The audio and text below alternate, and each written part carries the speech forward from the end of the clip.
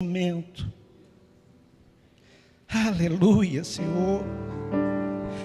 Começa a ministrar na nossa vida. Carabachuri, caramaias. Aleluia, aleluia, Deus. Começa a se fazer presente. Prepara o nosso coração de uma forma diferente hoje. Abre o nosso entendimento para que a Tua palavra, Senhor, venha ser revelada, venha ser ministrada na nossa vida. Ah, querido e amigo Espírito Santo, eu não tenho a menor condição de pregar para o Teu povo, mas se você, amigo Espírito Santo, pela sua graça, pela sua misericórdia me usar, Pai, então sim, Deus, vai ser um culto daqueles em que a Tua presença vai ser entrar nesse ambiente, em que as pessoas vão ser ministradas por Ti, em que a Tua glória vai ministrar na Tua casa, Senhor, vai entrar nesse ambiente, aleluia. Então, amado e querido Espírito Santo, eu quero me esconder em Ti e que a Tua palavra venha falar conosco de uma forma tão profunda, tão forte hoje, em nome de Jesus. Amém. Glória a Deus. Aleluia. Você que tem a sua Bíblia, estou sentindo algo de Deus hoje. Aleluia. Arabassuri caramaias. Abra no livro de 1 Reis, capítulo 7, os versos 13 e 14. Depois que acabarmos a leitura, você já pode se assentar. Diz assim a palavra do Senhor, na nova versão transformadora. Aleluia. E o rei Salomão, versículo 13, do capítulo 7, mandou que viesse de Tiro um homem chamado Hirão. E ele, versículo 14, era israelita, por parte de mãe, uma viúva da tribo de Naftali.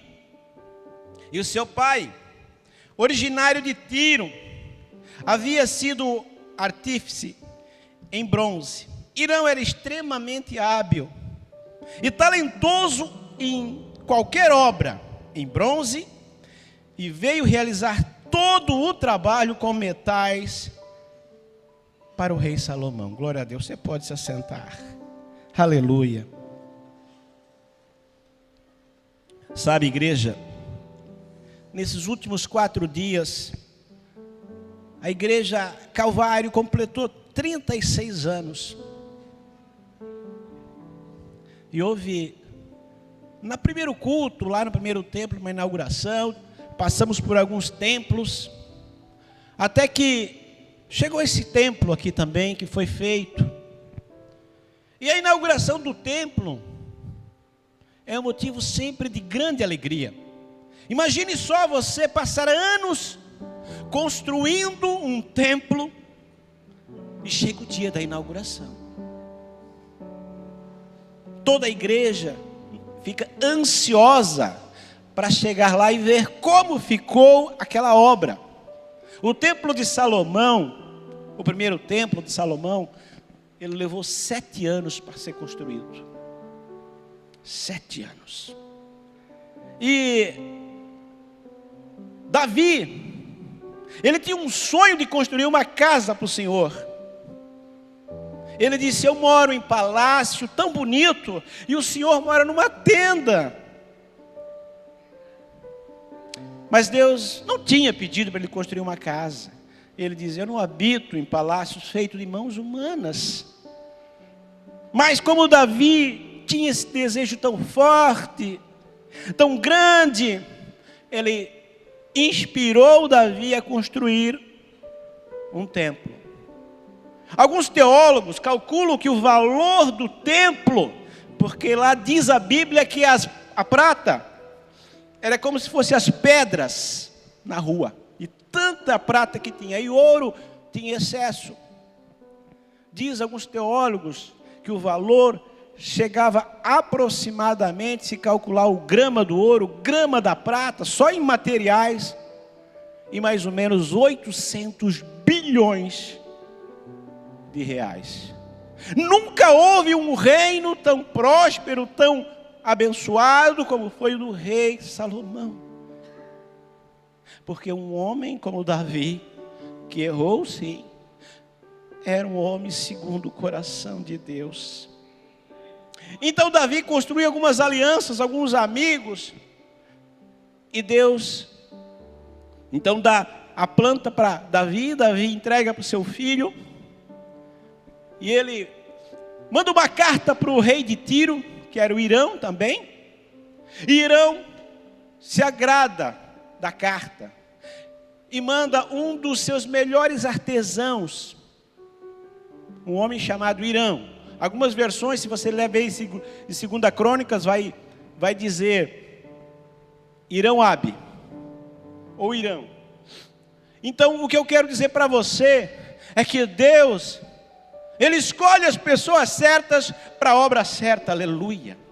Deus, quando Ele vai fazer um grande projeto, que seria como aquele templo, Ele já sabia quem seria o construtor, Ele já sabia quem seria o engenheiro, Ele sabia, Ele tinha as pessoas, os trabalhadores certos. Eu quero dizer para você, que você não errou de endereço hoje, você não errou o local que devia estar. Deus escolheu você para estar aqui, porque Ele tem uma palavra certa para o teu coração, Ele tem um propósito para a tua vida hoje, Ele tem uma direção para a tua vida, porque Deus não unge cabeça errada, Deus não escolhe pessoa errada, Deus não erra, porque Deus, Ele é perfeito em suas escolhas, aleluia.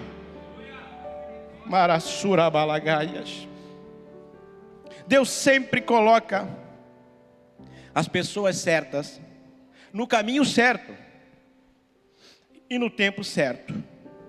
Quando Deus quer realizar algo grande, Ele não manda um anjo, Ele viu uma pessoa como você, como eu, sem um anjo sem asa, mas um anjo que tem o Espírito Santo, porque o anjo, ele não tem o Espírito Santo, o Espírito Santo está em mim, está em você, aleluia. E o Espírito Santo é o próprio Deus, que mora sim num corpo corruptível, mas quando a glória dele entra na nossa vida, quando nós nos arrependemos, quando nós o buscamos, então a palavra de Deus vem de uma forma forte, vem uma direção para mim e para você, aleluia. Aleluia. E o plano de Deus sempre envolve pessoas. Deus nunca vai fazer nada de forma isolada. O rei Salomão, ele era muito sábio. Você sabe que ele foi o rei mais sábio da terra. Mas ele não conseguiria construir aquele templo. Ele não tinha a habilidade de um artesão.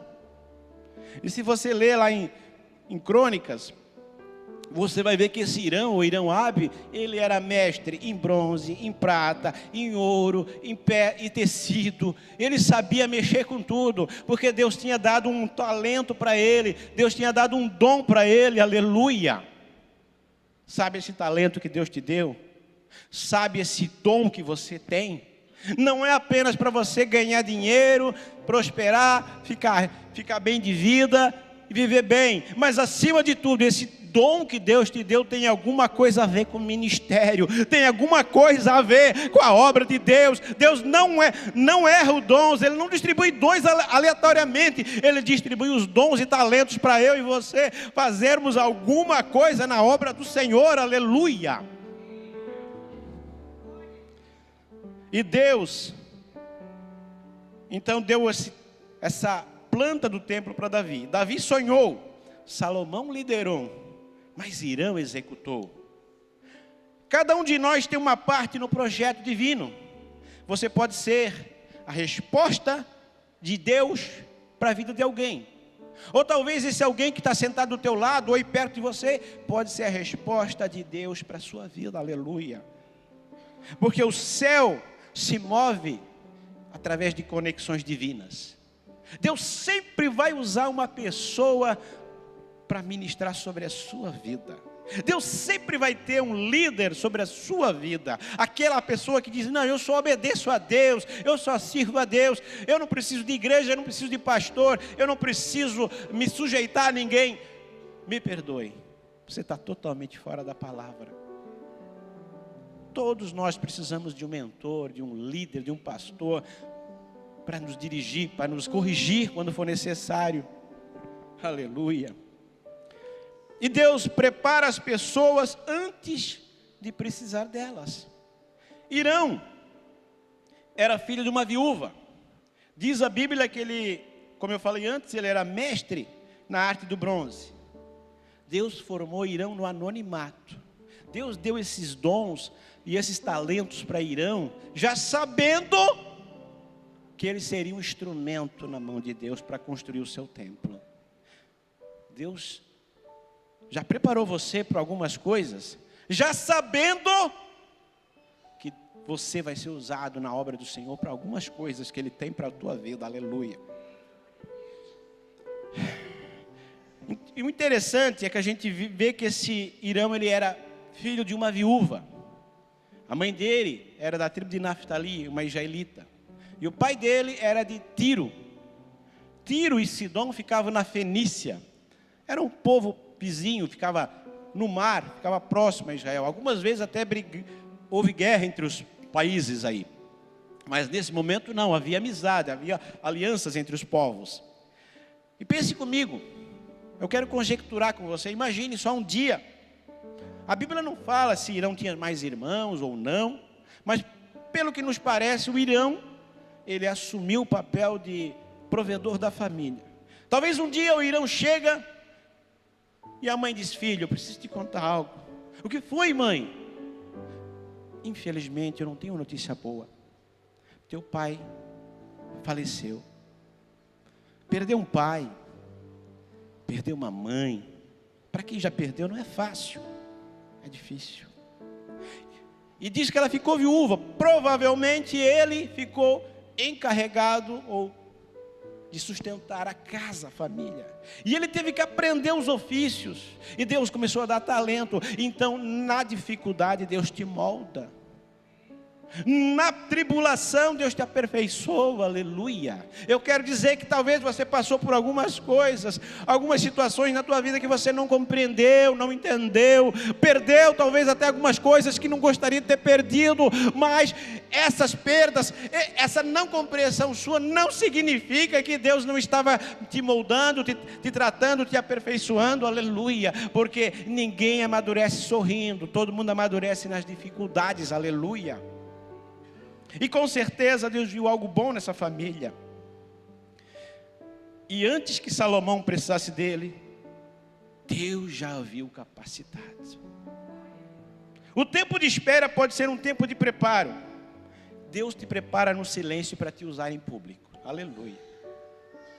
Eu lembro que, já falei isso, mas eu vou repetir só para você entender. Antes de eu pregar o meu primeiro sermão, Vilimar, eu escrevi 142 sermões. Ninguém me convidava para pregar. Ninguém sabia que Deus tinha me dado aquelas mensagens. Ninguém sabia quando eu orava. Ninguém sabia quando eu jejuava. Ninguém sabia o que eu estava fazendo. Eu e Deus na intimidade. Porque eu quero dizer, presença de Deus a gente vem para buscar no culto, mas intimidade é você e Deus. Por exemplo, o casal, ele tem que ter intimidade, ele e Deus. Então ninguém sabia. E eu, nas madrugadas, eu orava e Deus me dava uma mensagem. Eu dizia, eu não posso perder essa revelação. E eu escrevia. E eu escrevi 142 sermões. E fiquei mais ou menos uns 9 anos para alguém me chamar para a primeira vez para pregar. Ninguém sabia que eu tinha aquelas mensagens. Ninguém. Mas Deus sabia. Deus estava preparando, assim como fez com Irão. Aleluia. O tempo dele, porque ele sabia que o tempo ia chegar. E a primeira mensagem que eu preguei, pastor Pedro, não sei se, acho que o pastor não estava lá. Ele foi num casamento aquele dia. Tinha um casamento lá de um irmão da igreja. E foi todos os pastores convidados e não tinha ninguém para pregar. E o presbítero Darcy da época disse, prega você. E eu preguei lá na Limeira, no Planalto, melhor dizendo. Tinha uma congregação da Calvário lá. E não tinha ninguém para pregar. Então vai o Serginho mesmo, né? Mas eu tinha uma palavra no meu coração. E sabe qual foi a primeira palavra que eu preguei? Florescendo como a palmeira e crescendo como o cedro do Líbano. Eu poderia até pregar essa mensagem de novo. Preguei umas 3 vezes. Estamos no ano do 36 anos. Quem sabe daqui a pouco eu não trago essa palavra de novo. E quando eu entrei, quando eu fui para o culto, meu carro não pegou. Tive que o meu primo me levar, o Luciano, o pastor Pedro Lema. Cheguei de carona, porque meu carro não pegou.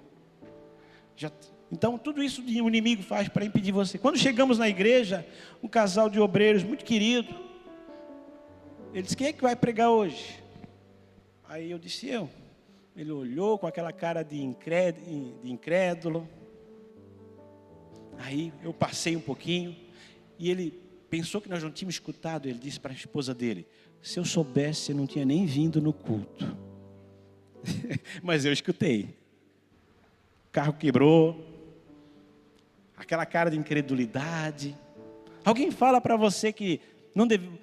O que você vai fazer lá em cima? E o inimigo tentou soprar na minha vida, dizer assim, ó: vais passar vergonha, tá vendo? A ninguém. Nem devias ter aceitado. Só que eu tinha me preparado, pastor Velimar. Eu tinha buscado a Deus naquela semana. As pessoas não viam. Para eles eu era só um gurizão, um Serginho lá.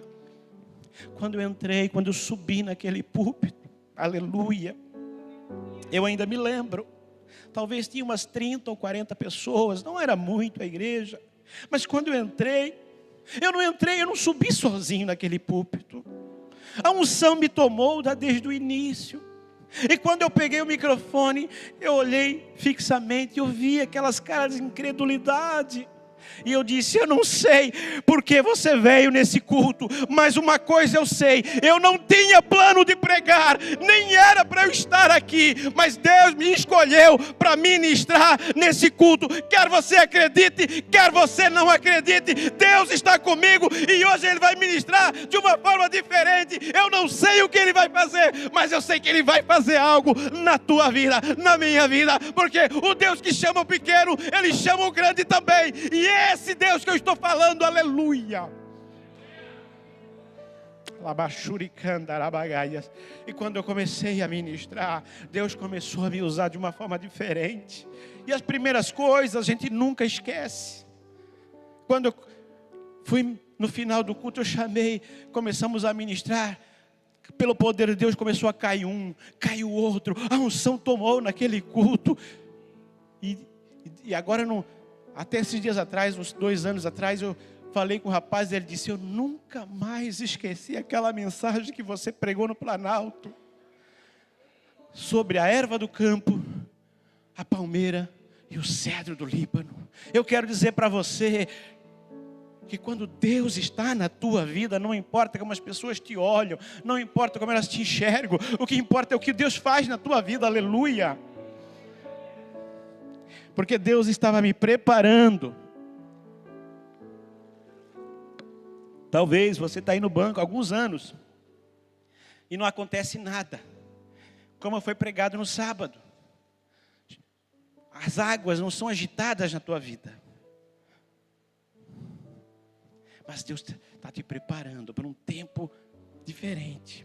E como eu falei, Deus prepara as pessoas antes do tempo, porque sabe que vai usá-las. E Deus usa pessoas comuns para planos extraordinários.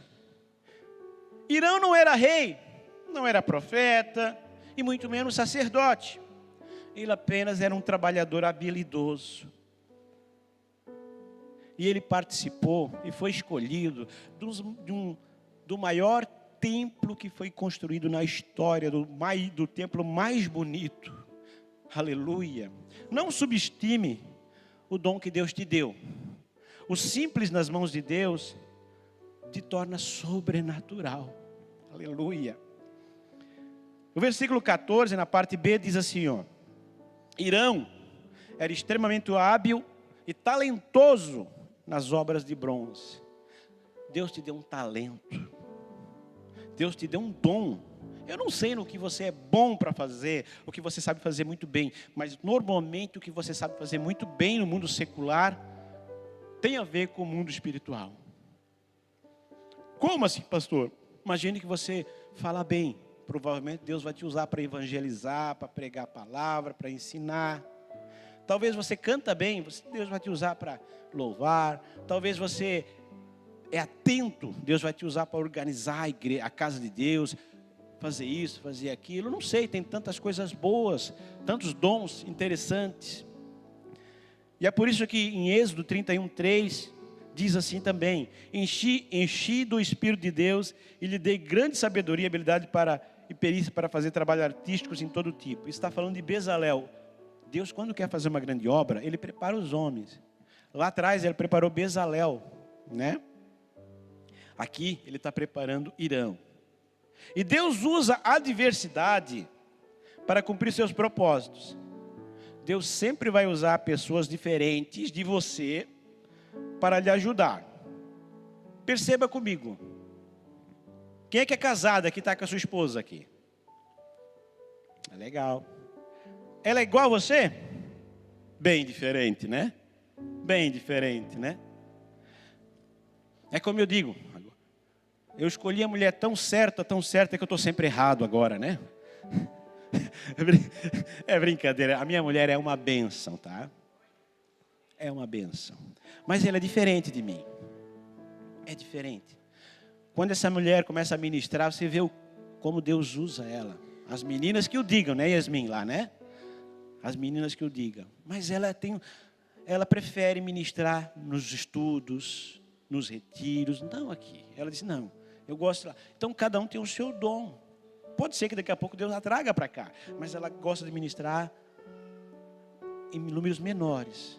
E até porque o sermão mais bonito foi pregado por um homem só, né? Para Nicodemos.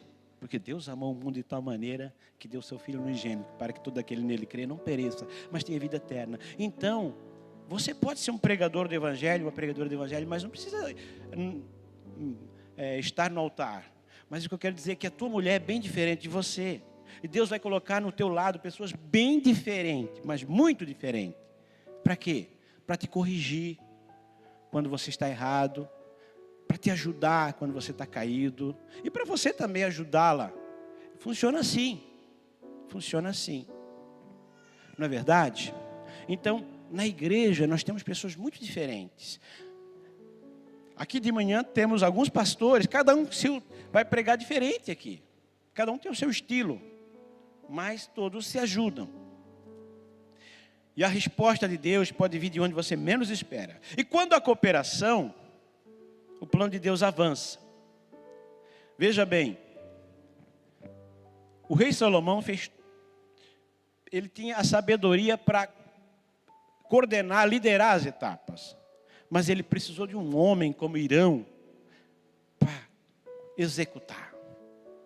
Às vezes a pessoa é muito boa em planejar e tal, mas ela não sabe executar. Tem aquele que é muito bom em executar, em fazer as coisas acontecer.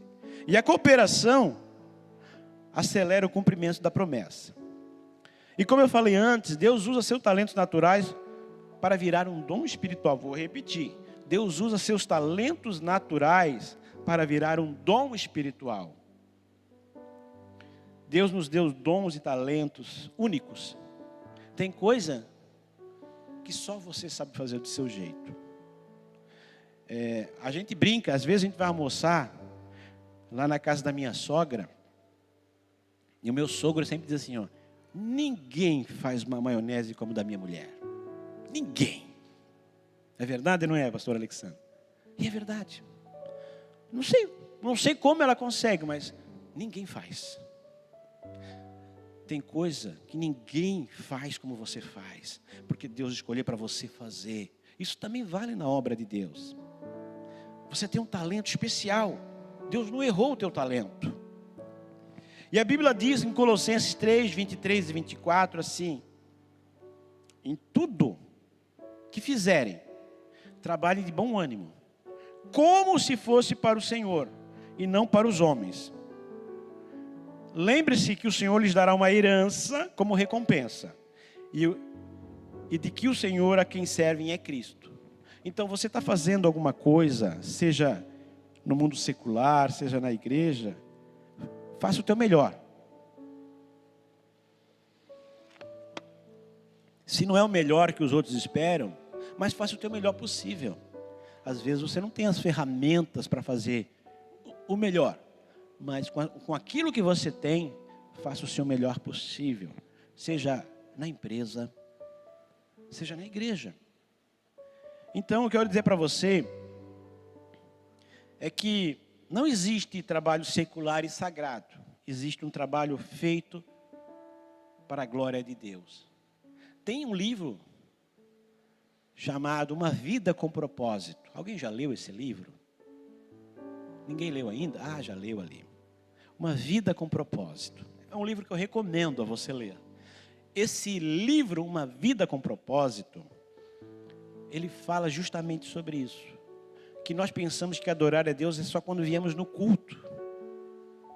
Mas você adora a Deus quando lá no teu trabalho, quando você faz um trabalho de excelência. Você adora a Deus quando você respira, porque a Bíblia diz que tudo que tem fôlego, louve ao Senhor. Você adora a Deus quando dorme, porque você está descansando no Senhor.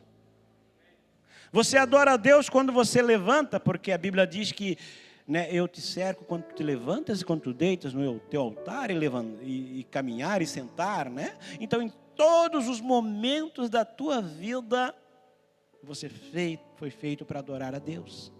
Não só no culto, não só quando você está orando, mas qualquer momento pode ser um momento de adoração a Deus. Esse livro eu recomendo. Se você não leu, leia. Você vai aprender muitas coisas. Reconheça seus limites e não subestime o que um estrangeiro pode fazer. Perceba, se você ler a Bíblia com atenção, você vai perceber que o povo de Israel era muito patriota. Eles não eram muito que estrangeiros fizessem alguma coisa. Eles sempre honravam mais o povo da sua pátria. Você vai perceber isso nos tempos de Jesus. O próprio Jesus disse, não é lícito eu pegar o pão dos filhos e dar para os cachorrinhos. Aí aquela mulher, Ciro Fenícia, aquela mulher cananeia, ela disse, mas os cachorrinhos também comem das migalhas dos pães dos seus donos. Então você vai perceber que o povo de Israel era bem patriota. Eles honravam muito o pessoal do povo deles, porque eles eram o povo escolhido, e é verdade isso. Só que Deus usa um estrangeiro. Alguém lá de Tiro, ele era misto, meio de Tiro e meio de Israel, porque a mãe era da tribo de Naftali e o pai era de uma cidade lá de Tiro, da Fenícia. Então Deus pega aquele estrangeiro e aquele estrangeiro ensina todo mundo a trabalhar. Aleluia. Eu quero dizer que Deus tem um estrangeiro na sua vida, que é o Espírito Santo. Aleluia. Esse estrangeiro, ele não é dessa pátria, ele não é dessa terra, aleluia. Deus manda um estrangeiro para te ensinar, para construir um templo não feito por mãos humanas, mas um templo espiritual, aleluia. Essa é a maior obra do mundo. O templo de Salomão era maravilhoso. Depois eu vou pedir para o Lucas colocar uma figura daqui do templo, mais ou menos, só para você entender. Mas o templo de Salomão era maravilhoso. Só que o maior templo é o seu templo espiritual. Aleluia. Foram 7 anos. 7 anos que Deus trabalhou nesse templo. Glória a Deus. Tem uma história que tinha um barqueiro numa canoa, e a gente precisa ser humilde. Essa aí é para a gente precisa um do outro. Salomão era o cara mais sábio da terra, era o rei mais sábio da terra, né? E conta essa história que o barqueiro foi atravessar o rio e ele estava levando uma professora e um advogado. E de repente o advogado, com aquele ar de superioridade, olha para o barqueiro e diz: você conhece as leis, barqueiro? Ele disse: não conheço. que pena, você perdeu metade da sua vida. E a professora, para não ficar para trás, olha para o barqueiro e disse: barqueiro, você sabe ler e escrever? Ele disse: não sei. Que pena, você perdeu outra metade da sua vida. E passa-se um tempinho, daqui a pouco vem uma onda forte ali, o barco vira. E todo mundo fica apavorado e o barqueiro pergunta para a professora e para o advogado: vocês sabem nadar? Ele disse: não, nós não sabemos. Ele disse: que pena, vocês perderam toda a sua vida. Não é? Então, humildade nunca sai de moda. Não é porque a pessoa não sabe ler, não é porque a pessoa não sabe isso, que ela não vai te ajudar. Às vezes a resposta, a bênção de Deus vem das coisas mais simples. Aleluia. Eu queria que o Lucas colocasse agora, Lucas, aquela figura do templo de Salomão. Imagine só, igreja. Veja só. Isso aqui é mais ou menos um desenho baseado no que a Bíblia conta da fachada do templo de Salomão. Hoje nós temos o templo de Salomão que a Igreja Universal fez lá no Brás. Eu até tenho vontade de conhecer, sinceramente. Deve ser muito lindo, né? Um dia eu quero pegar minha esposa e vou dizer: vamos lá conhecer. Eu gostaria de conhecer para ver, né? Mas o templo original, o templo de Salomão, era assim. A fachada assim, colunas de Jaquim e Boaz, um tanque ali para os sacrifícios. Imagine só, igreja, foram 7 anos, mais de 180 mil pessoas, 180 mil trabalhadores para construir esse templo. Era um sonho. E passa-se o tempo todo e um dia o templo fica pronto. Salomão prepara os sacrifícios para fazer ali. Imagine só a ansiedade do povo, como eu falei no começo, de conhecer o novo templo. E convida-se todo Israel para vir no templo. E Salomão faz os sacrifícios, e Salomão pega e faz uma oração que está lá em 2 Crônicas, capítulo 7. Pode deixar a foto aí, Lucas, tá? Não precisa colocar os versículos, não. E ele faz aquela oração: que se o meu povo, que se chama pelo meu nome, se humilhar e orar e se arrepender dos seus maus caminhos, eu converterei o seu coração, sararei a sua terra, né, e mandarei chuva e tal, né? Aquela oração bonita. Quando Salomão acaba de orar, cai fogo do céu. O fogo do céu cai e consome o sacrifício, aleluia. E o povo fica maravilhado, como nós cantamos aqui. Imagine só a expectativa do povo para entrar naquele templo, aleluia. E todo mundo queria conhecer o templo por dentro.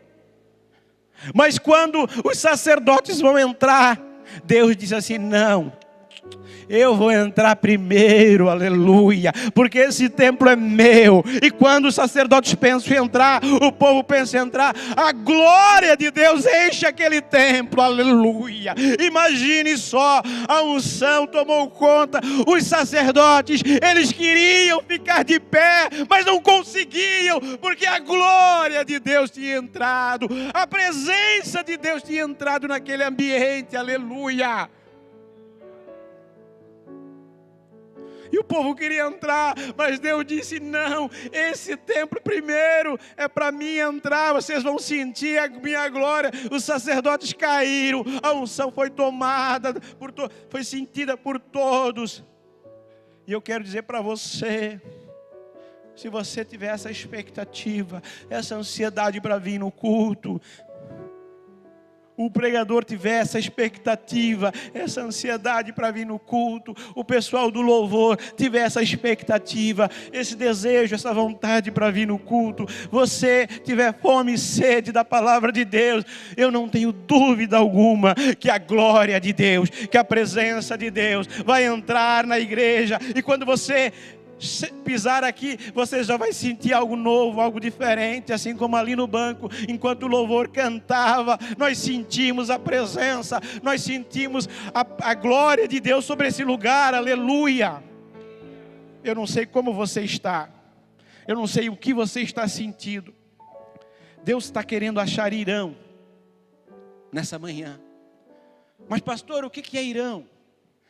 Trabalhadores da obra, que estão prontos para reconstruir um novo templo.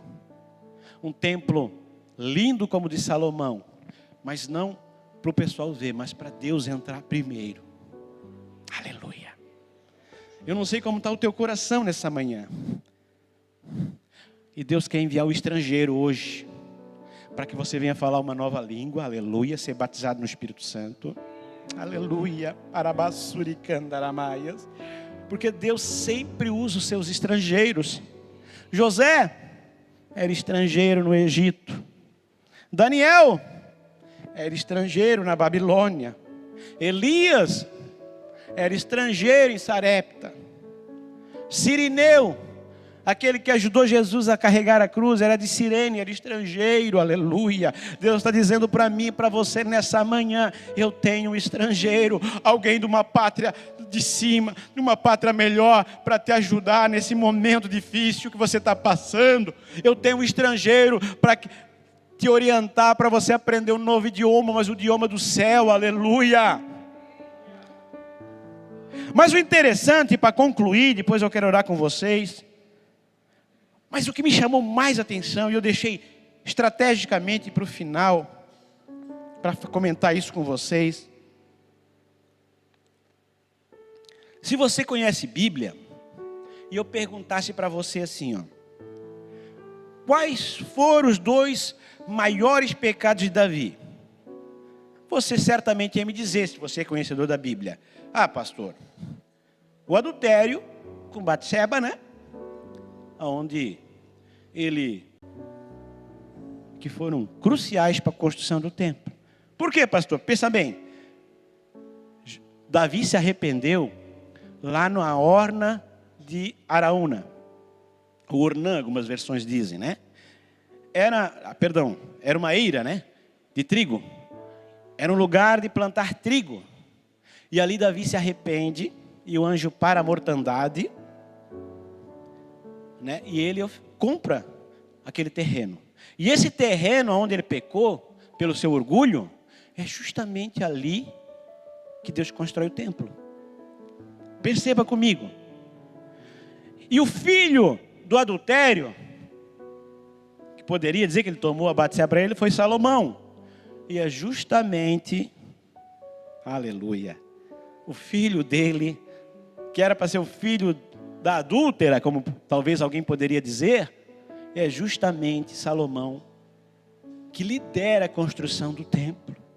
O que eu quero dizer para você, querida e amada igreja, não importa onde você caiu, não importa o que você fez no passado, Deus não concorda com o pecado, nunca vai concordar. Mas aonde abundou o pecado, superabundou a graça. Eu não sei como você veio para esse culto, qual é a tua expectativa, mas eu sinto uma presença hoje. Você que há tempo não sente mais a presença e a glória de Deus, eu profetizo, hoje você vai sentir. Eu quero te convidar a ficar de pé. Eu quero que você venha aqui para frente. Eu quero ser tocado por Deus. Senhor, eu quero sentir o que entrou na tua glória. Você vem aqui para frente. Eu vou pedir para os pastores me ajudar. Nós vamos orar e eu tenho certeza que Deus vai te tocar hoje. Você vai ter uma experiência com Deus, aleluia. Mas isso é só para quem crê. Eu queria que você viesse aqui no altar. Se você crê, Senhor, eu estou meio frio. Parece que eu nem sinto mais nada, mas eu quero sentir uma presença diferente hoje. Hoje eu vim para esse culto com algo diferente. Você vem aqui na frente, nós vamos orar. Aleluia. Aleluia. Isso, venha. Sabe, Deus toca naqueles que se sujeitam. Eu estou sentindo algo de Deus hoje, eu não sei. Não sei se é cura que Deus vai fazer, eu não sei se é renovação. Deus não fala tudo, Mas Deus mostra que quando Ele quer tocar, Labachuri Karamalagaraba, Xarabá, Suitecai Madaias, Ele toca diferente. Isso, venha para frente. Se puder tocar até no altar. Não que o altar tem poder, mas o altar simboliza a presença de Deus. O altar é onde os sacrifícios eram queimados.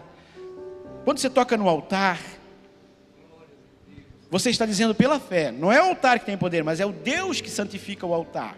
Você está dizendo pelo altar: Senhor, eu estou colocando a minha vida no altar. Hoje eu quero ser ministrado por Ti, Senhor. Alabachuri. E se você não conseguir tocar, mas fica aí, Deus sabe. Eu quero chamar agora os pastores, pastoras, para ministrar sobre esse povo. Eu também vou ministrar. Enquanto isso, o pessoal vai tocar o louvor. Seja ousado. Pode começar a ministrar sobre eles. Toque na cabeça deles, derrame uma unção nova sobre eles. Pastor, e os obreiros também fiquem atentos, por gentileza. Você que é obreiro, fica aqui, vem aqui para frente. Que se esse pessoal cair, você vai aguentar. Porque quando a glória de Deus entrou no templo do rei Salomão, os sacerdotes, não foi o povo, foi aqueles que estavam escolhidos. Eles começaram a cair pelo poder de Deus. Então se você cair, não vai ser para se machucar, você vai ser pelo poder de Deus. Porque quando Deus começa a tocar na tua vida, Deus faz. Comece a adorar a Deus enquanto nós vamos ministrar. Não